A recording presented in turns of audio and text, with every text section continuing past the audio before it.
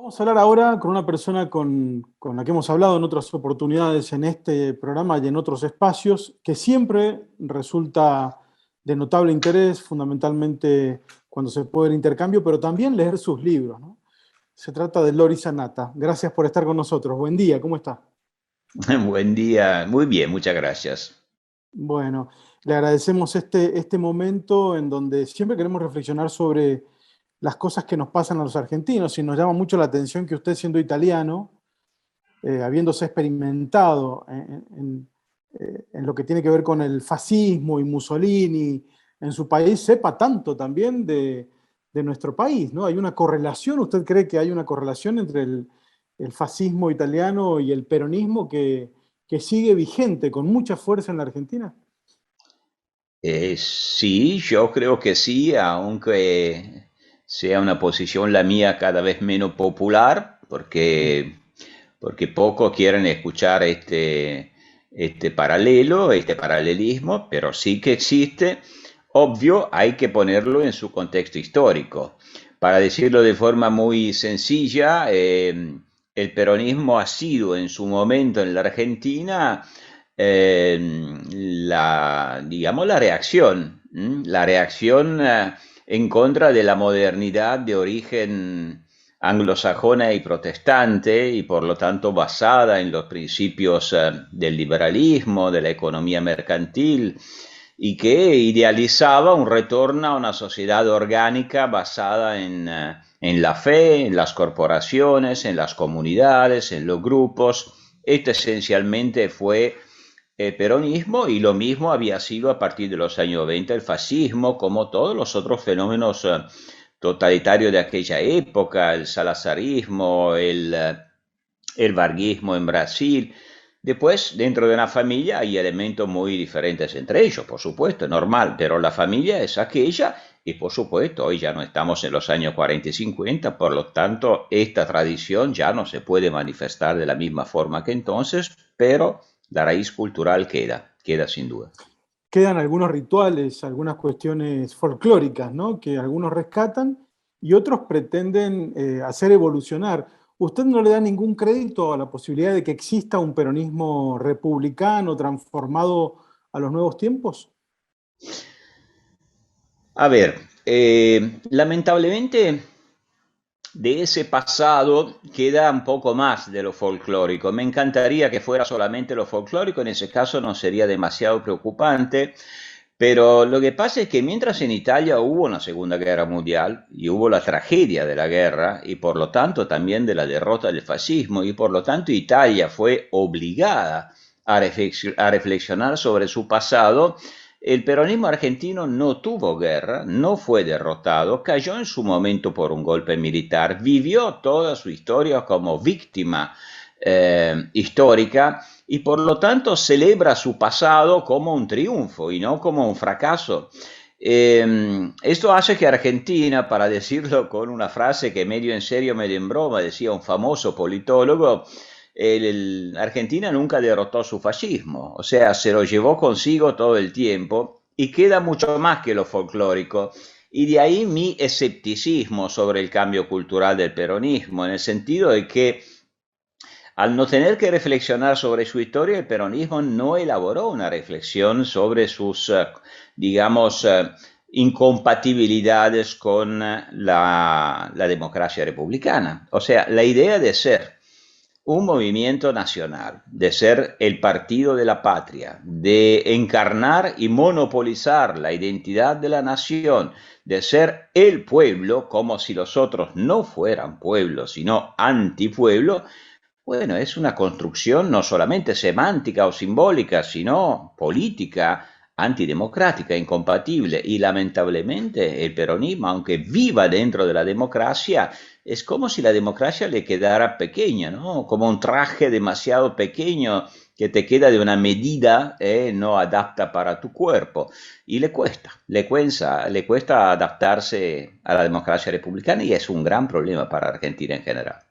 Claro, será por eso que busca aliados o espejos en, en movimientos o regímenes de índole más autoritario, es decir, más permanentes, como Venezuela o Nicaragua, últimamente Rusia o China, por ejemplo, ¿no? Y combate lo que es la alternancia en el poder, como puede ser Estados Unidos. Es que siempre fue así.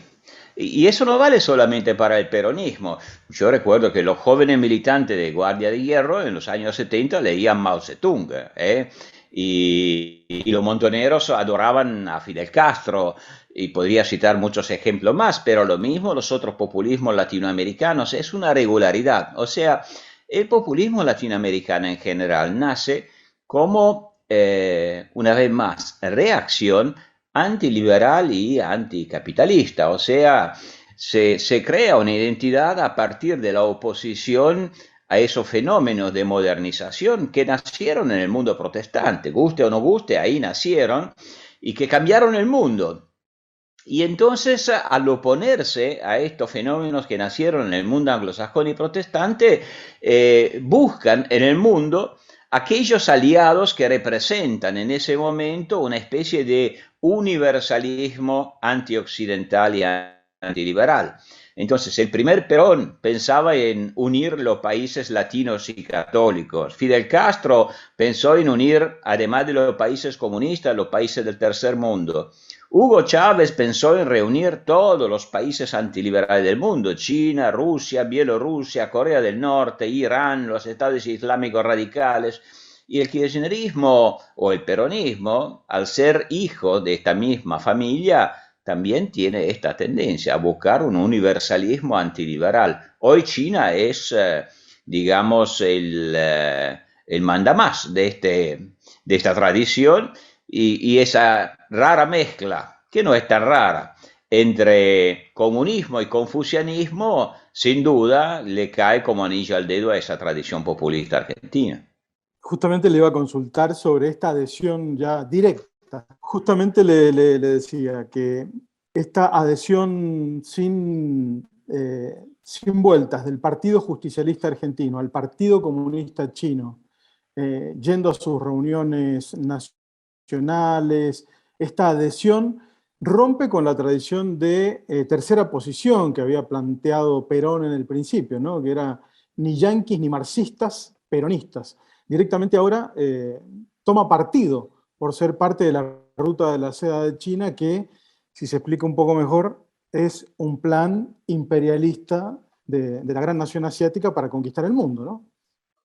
A ver, sí, sin duda yo creo que los pasos que ha dado el gobierno de Alberto Fernández hacia China son pasos muy comprometedores en ese sentido, así como yo creo que China sí tiene un proyecto hegemónico de gran alcance en el mundo. Al mismo tiempo, no estaría tan seguro que eso significa romper con la tercera posición. O sea, no creo que el peronismo se haya vuelto marxista, leninista, ni nada por el estilo. O sea, un poco esto viene por, como decía antes, la búsqueda de un universalismo antiliberal, antinorteamericano, anticapitalista en el mundo. Y en este momento, sin duda, China es la que representa en el mundo el otro polo, el polo universal antiliberal. No nos olvidemos que, a pesar de ser radicalmente anticomunista, Perón siempre mantuvo relaciones con la Unión Soviética y también cuidó mucho las relaciones con la Unión Soviética en su momento. No porque fuera marxista ni leninista, por supuesto, sino precisamente por la misma razón. Era en ese momento el gran enemigo del mundo occidental. Y además, bueno, esto piensa el gobierno kirchnerista, le da cierto margen de maniobra internacional para negociar, pelear, contrastar el liderazgo de Estados Unidos. Pero claro que después esto también se transforma en un tema de debate o hasta de conflicto dentro del mismo espectro peronista, de la galaxia peronista, porque siempre fue así y sigue siendo así. El peronismo es como el gato pardo de Tomás y de Lampedusa. Cambian los actores, pero finalmente el guión no cambia. O sea que en este caso también, con relación a la política exterior, habrá un peronismo más o menos ortodoxo que piensa más en movimientos de tipo nacional populares, tanto en Argentina como en Latinoamérica y en el mundo, y entonces se piensa más en el confucianismo chino, y después en cambio hay sectores más ideologizados que miran a la izquierda clasista mundial y entonces cuando mira a China piensa más en el marxismo-leninismo. Bueno, por ahora estarán felices los dos, pero no va a durar. ¿Cuánto valor cree usted que tiene la práctica ideologista, que se nota mucho en el discurso nuevamente del peronismo, en un mundo que necesita de cuestiones más pragmáticas, luego de las transformaciones comerciales que está sufriendo? Hasta China parece mucho más pragmática que el peronismo, ¿no? Ah, sin duda, sin duda. Bueno, esto es un gran tema que va mucho más allá del tema de la Argentina contemporánea. Creo que tenga que ver con la historia de estas regiones. No es solamente China ser más pragmática de Argentina. Yo diría que en general el este de Asia tiene una cultura política, o una cultura, tucur, mucho más pragmática que la cultura latinoamericana, que en cambio está embebida de espiritualismo. Y no casualmente el este de Asia supo aprovechar y sigue sabiendo aprovechar mucho más las oportunidades de crecimiento. Hasta cuando el mundo crece económicamente, el este de Asia crece al 6-7% y Latinoamérica crece al 2-3%. Eso tiene que ver con la historia. Cuando el joven Jorge Mario Bergoglio en los años 80 decía que, bueno, la gran culpa de todo la tiene Calvino, Juan Calvino, porque como uno de los líderes principales de la Reforma Protestante separó el corazón de la razón.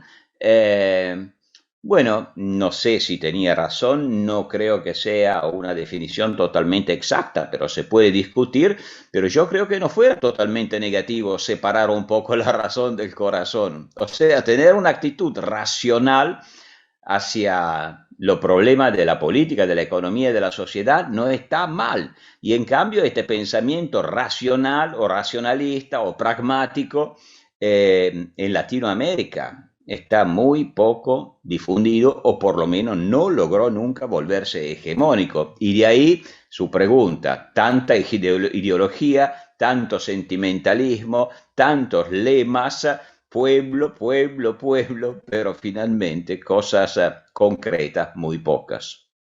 En 2014, 2015 hablamos con usted y nos advertía sobre el liderazgo de Bergoglio, ¿no? El Papa Francisco, en este sentido, por esta línea ideológica en América Latina y el mundo, ¿no?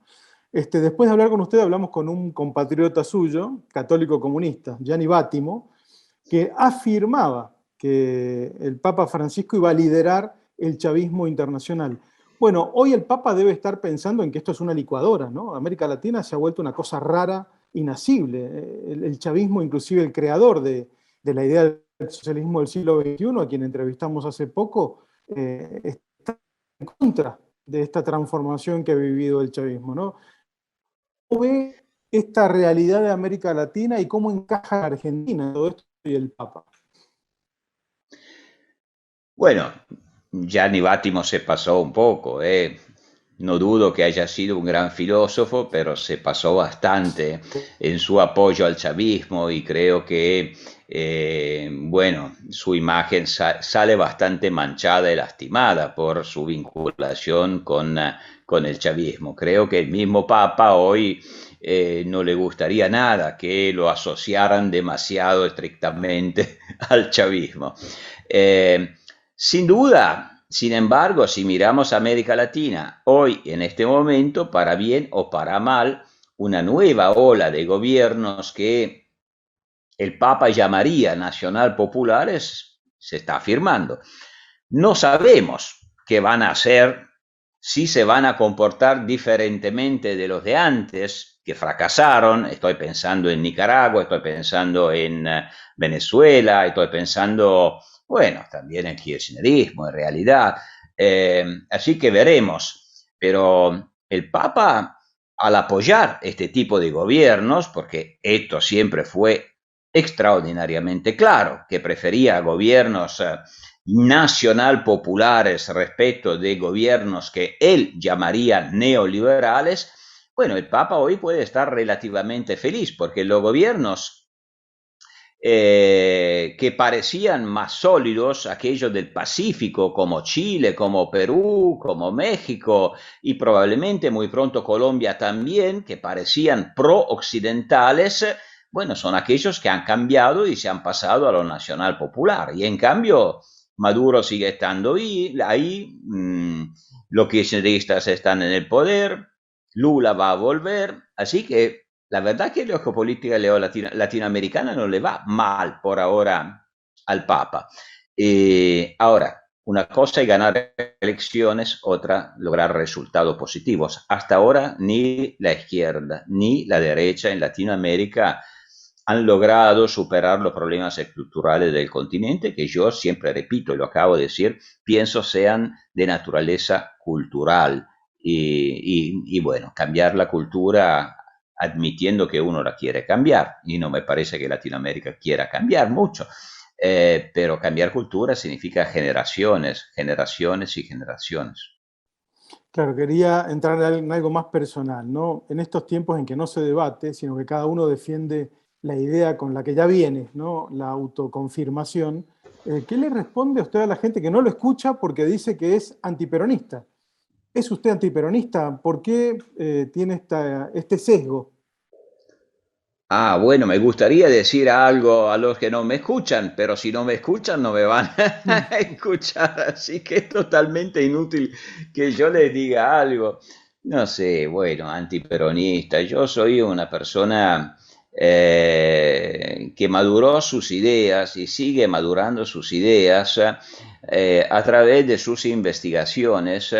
Y mis investigaciones son sobre temas como el peronismo, el populismo, tanto europeo como latinoamericano, sobre el pensamiento del pontífice, y yo no soy creyente. O sea que yo estoy estudiando todo el tiempo aquellos de los cuales no comparto las ideas. Entonces, si yo me paso la vida ¿m?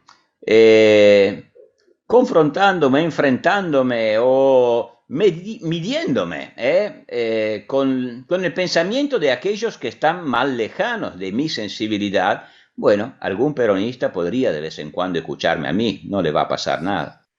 Está muy bien, muy claro. Bueno, cuéntanos en qué anda, ¿está escribiendo algún nuevo texto, algún nuevo libro, algo para ofrecerle a los lectores? Hay muchas cosas, demasiadas cosas, además de clases, clases, clases. Ay, Dios mío, muy, muy. ¿Pero le gusta dar clases o no? Me gusta, me encanta y me encanta estar con los alumnos, eso sí, eso sí. En cambio, ahora estoy más libre porque desde cuando critiqué el Papa en Italia me echaron de todos los medios, así que Ah, sí.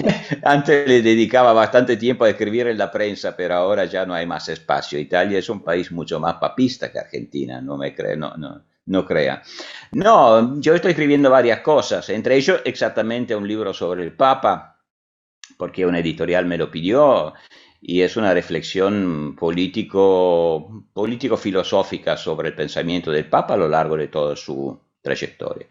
Y después un librito pequeño pero denso sobre la noción histórica de pueblo, Ujú. en la historia, en la filosofía y en la actualidad. Un librito pequeño que va a salir en Italia y ojalá sea traducido también al castellano.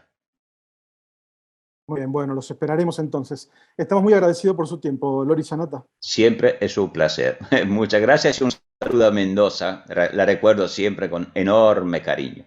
Lo esperamos por aquí. Que tenga buen día. Gracias. Igualmente.